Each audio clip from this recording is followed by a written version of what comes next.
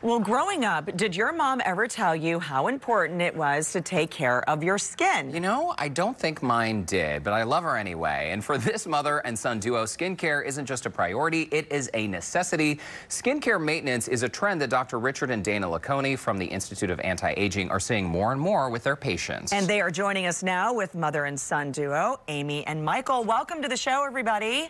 This is great, super exciting, and I know we have a lot to get to. And we are talking about sort of, do you guys see the mother-son duo, mother-daughter duo happening a lot in your office? Yes, yeah, very definitely. A lot of it now, you know, because our parents taught us baby oil, iodine, and all that. And today, mothers are really, you know, they're bringing in their teenagers, and yeah.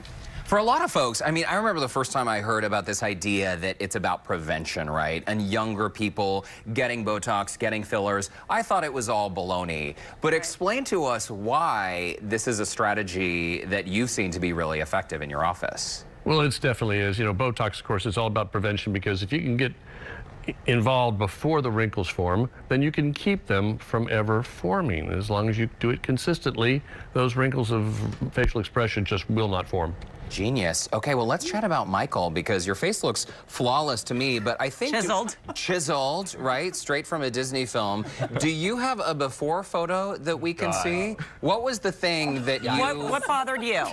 We don't see it. Well, let's see. The lines across my forehead, and I wanted bigger lips, a more fuller smile, and I definitely wanted bigger cheekbones, that chiseled. You know? Wow. Yeah. Okay. Well, I think it worked, but Dr. LeConey, yeah, we did explain what you did. Well, of course, yeah, we put a little bit of, you know, filler, a voluma right here, Juvederm voluma, on each side, just to kind of give a slightly wider and bigger cheek arch, which is very becoming and kind of the thing. And of course, did a little Botox. We'll do a little bit more today.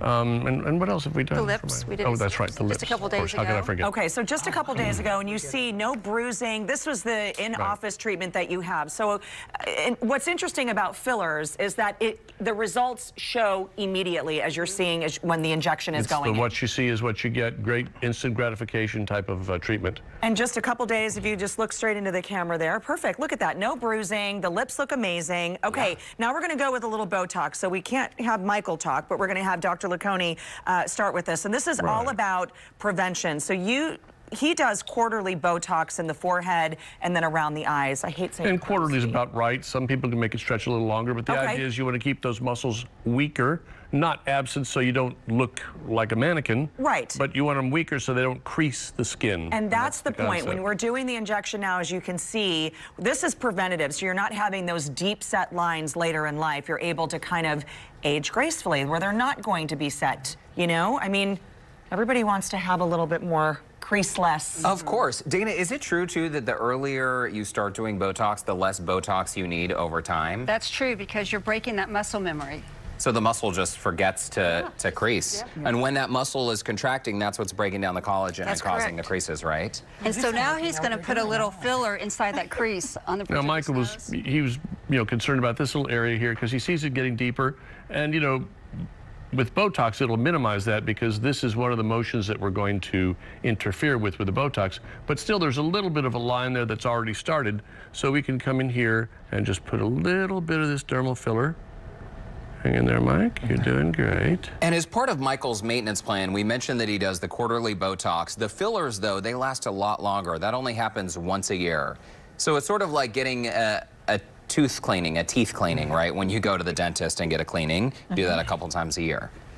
It's my annual checkup. Yeah. Annual checkup.